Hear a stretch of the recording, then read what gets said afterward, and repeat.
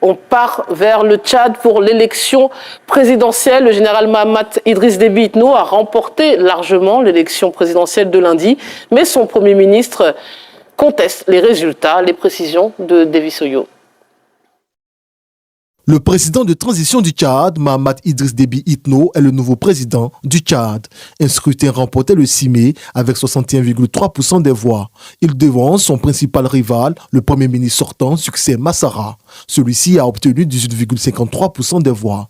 Un autre ancien premier ministre, Albert Pahimi Padaké, est sorti troisième avec 16,91% des voix.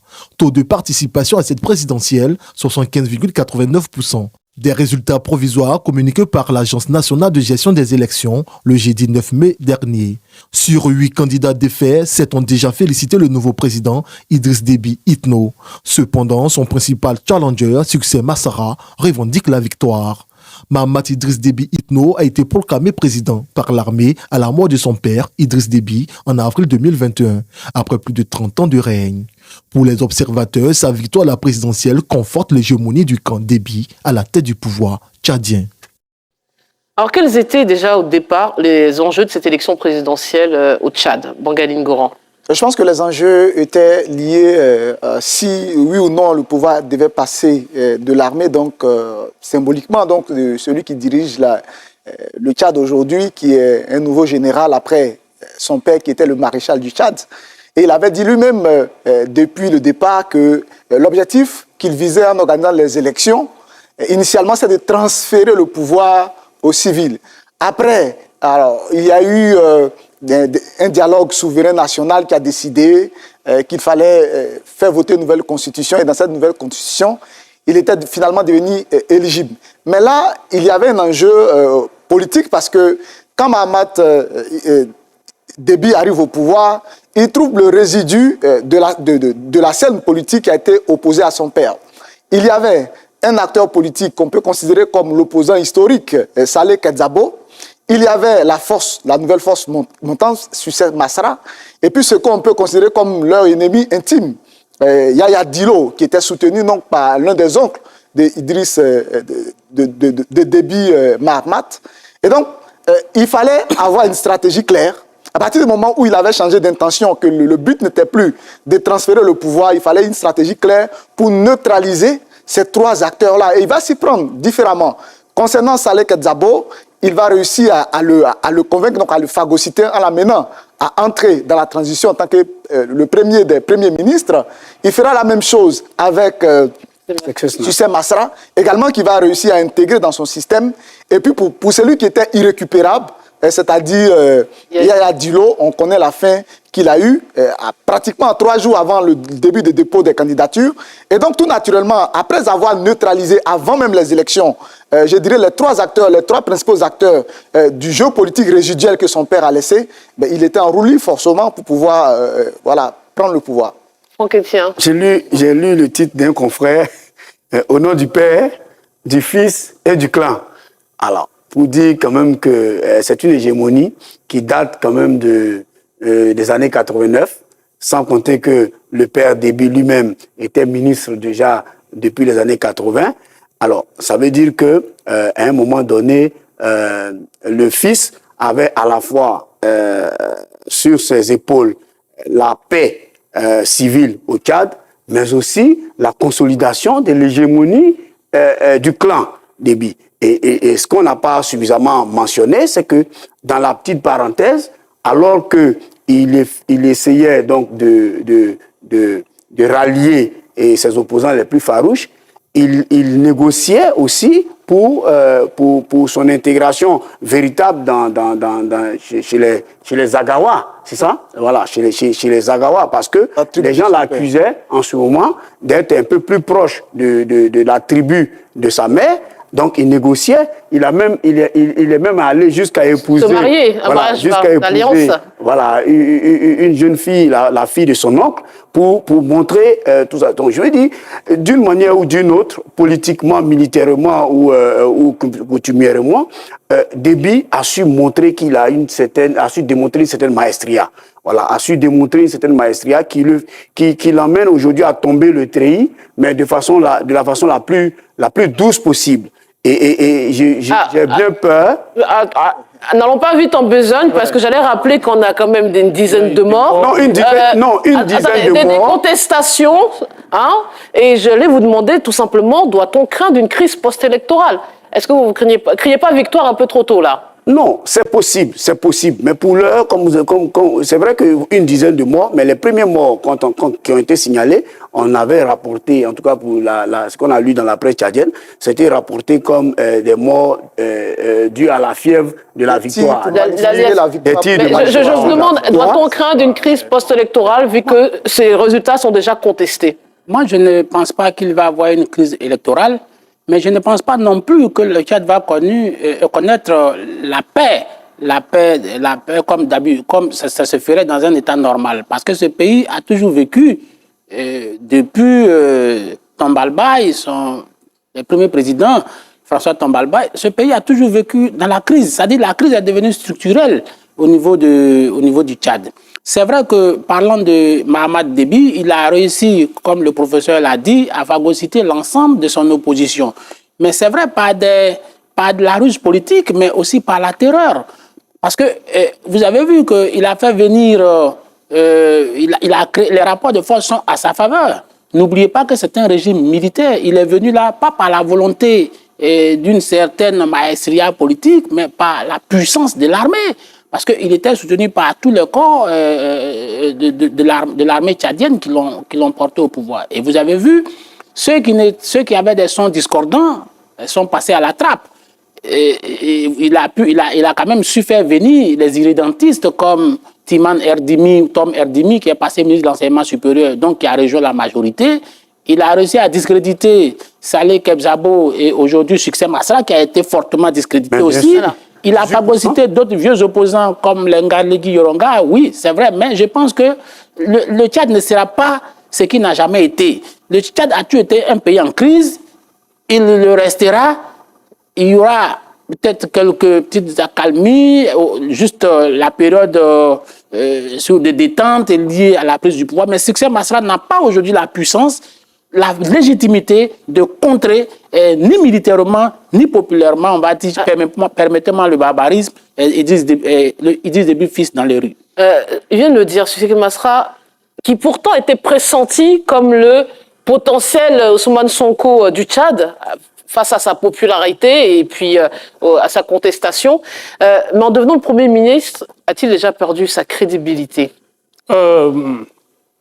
Il a perdu sa crédibilité, je dirais non, je dirais oui, en même temps, parce que, comme il a si bien dit tout à l'heure, le Tchad a cette tradition-là de vivre toujours dans un régime militaire qui ne dit pas son nom, même si le militaire qui a pris le pouvoir laisse tomber le treillis. Je pense qu'ici, ce qu'il a juste fait, c'est de savoir manœuvrer pour devenir officiellement en griffe président de la République pour pouvoir négocier librement avec des partenaires du Tchad. Sinon, et dès le départ, ce qu'il a fait, il a réussi à rallier l'armée à sa cause, ou du moins ceux qui voudraient être avec lui en neutralisant son oncle, je crois, Saleh, en le neutralisant, et comme ils l'ont dit tout à l'heure, en faisant rentrer les opposants, mais en les suivant un peu de près. Donc, je pense que Succès Masra, il va contester la victoire de l'actuel président, mais ça ne va vraiment pas faire long feu. Ça ne va pas faire long feu. À quoi s'attendait-il? Est-ce que Succès Masra n'a pas fait preuve de crédulité? Est-ce qu'en rejoignant Déby, il pensait peut-être à un autre résultat et que ça allait lui conduire à la présidence? Je pense qu'il savait clairement à quoi s'attendre, hein, parce qu'il était face non pas à un novice, mais à un système. Parce que quand on parle de Déby, généralement, on pense d'abord à un système. C'est un système militaire, c'est une machine électorale et c'est une administration complètement, je dirais, assujettie à un seul objectif, c'est lui de faire en sorte d'entretenir la même dynastie à la tête du pays. Donc, lorsqu'il accepte d'entrer dans ce système-là, il connaissait déjà les règles du jeu. il savait déjà ce qui allait se passer. Et donc, naturellement, aujourd'hui, je pense que quand il se joue les étonnés, c'est ce qui fait qu'aujourd'hui, sa voix n'est plus audible. Parce qu'on s'est dit, mais à quoi est-ce qu'il s'attendait? Il avait le choix de rester en dehors du système pour le combattre ou d'intégrer le système et donc de brader, donc de perdre toute crédibilité. Il a fait un choix qu'il assume. Et là, on peut l'envisager comme futur Premier ministre, encore une fois, vous pensez qu'on... Non, c'est pas évident. C'est inenvisageable. C'est pas évident. Et justement, c'est pour ça que j'ai dit qu'il faut éviter de faire penser que toute la responsabilité de ce qui se passe aujourd'hui au Tchad est imputable qu'au seul camp, qu'au seul Mahamat Déby. Parce qu'il a bien approché les autres, ils sont bienvenus à lui. Voilà, ils sont bienvenus à lui. Attendez, c'est important ce que vous dites. Vous dites qu'il devient comptable aussi du bilan de Déby? Non, forcément, il est comptable des 3 années de gestion. Alors, il ne faut pas qu'on oublie que, je préfère, personnellement, cette stratégie qui est douce, c'est vrai qu'il y a quelques pertes, parce que là, on parle quand même de la gestion d'un État. On n'est pas en train de parler de la gestion d'une simple cour. Alors, dans la gestion d'un État, il peut y avoir ces petites, quelques pertes qui sont déplorables, mais en même temps, je préfère le militaire qui change d'habit, qui estime que l'élection est au-dessus de tout, qui estime que la démocratie est au-dessus de tout, et qui réussit à s'imposer démocratiquement, que celui qui tient encore les armes. Il parle de démocratie, quelqu'un qui s'impose démocratiquement. Démocratie au Tchad. Voilà, j'allais nous poser la question que j'allais poser. Qu'est-ce garantit de la transparence? Antinomique, dans la mesure où l'élection fait-elle partie de la démocratie ou pas? Je veux que ce n'est pas qu'on réagisse. Après, le reste, ça c'est discutable. Vous avez vu, Franck Etienne l'a dit, Mahamat Idriss Déby n'est pas simplement un homme qui a fait un coup d'État. Voilà. C'est un système qui s'est perpétué, exactement comme au Togo. Quand Yadema Père est décédé, c'est le RPT, le Rassemblement du peuple togolais, qui a apporté le nouvel arrivant au pouvoir. C'est exactement la même chose au Tchad, où c'est le MPS qui est un outil puissamment implanté depuis 1989 à la prise du pouvoir du père, qui a mis en place ce parti-là, qui a l'appareil d'État en main depuis 1989. Ça fait, on va vers 4 décennies. Donc 4 décennies de gouvernance qui s'est métastasée au sein de la vie sociale, de la vie politique, de la vie économique du Tchad. Mais écoutez, on n'enlève pas ce genre de système-là comme ça. Succès Masra, aujourd'hui, c'est complètement à dévoyer toute sa lutte. C'est vrai. J'en conviens qu'il y a les clivages basés sur les idiomes communautaires qui sont très forts au Tchad, le sud contre le nord Jagawa, oui, je comprends, mais Succès Masra aujourd'hui est passé comme quelqu'un qui est allé un traître à la cause et qui est allé à la mangeoire. Ça veut dire qu'il n'avait d'autres intérêts que des intérêts personnels qu'il a assouvis en devenant le Premier ministre, c'est-à-dire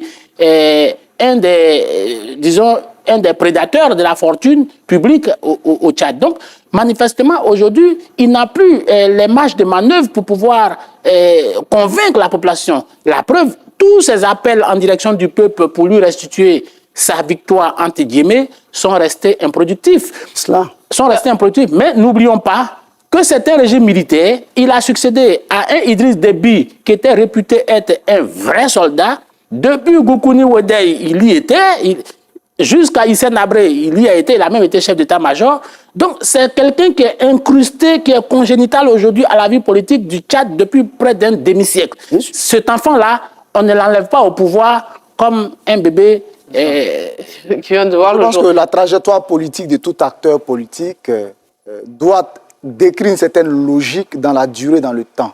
C'est dans la constance qu'on se construit la crédibilité.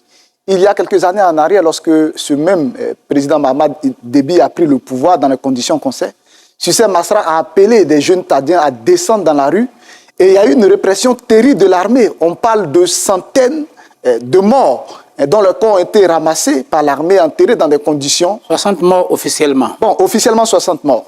Alors, quand vous avez posé ces gens d'actes et avez poussé des gens à la mort, et que quelques mois après, vous décidez de retourner votre veste pour aller vous associer à ce même pouvoir qui a réprimé vos propres partisans, sans avoir même pris le soin de consulter sa base, il est clair qu'aujourd'hui, il y a forcément une rupture entre les leaders qu'il a été par le passé et cette même base. Donc, il a beau crier au loup, c'est clair que personne ne viendra cette fois-ci à son secours. Mais en tous les cas, Fatim, excuse-moi, en tous les cas, moi je préfère ce soldat qui se prête au jeu des élections que à ceux qui maintiennent encore leur pays. Allez, ça sera le mot de la fin. Messieurs, merci infiniment pour tous vos éléments de réponse. Merci à vous de nous... Vous êtes sur Afrique Diverse TV.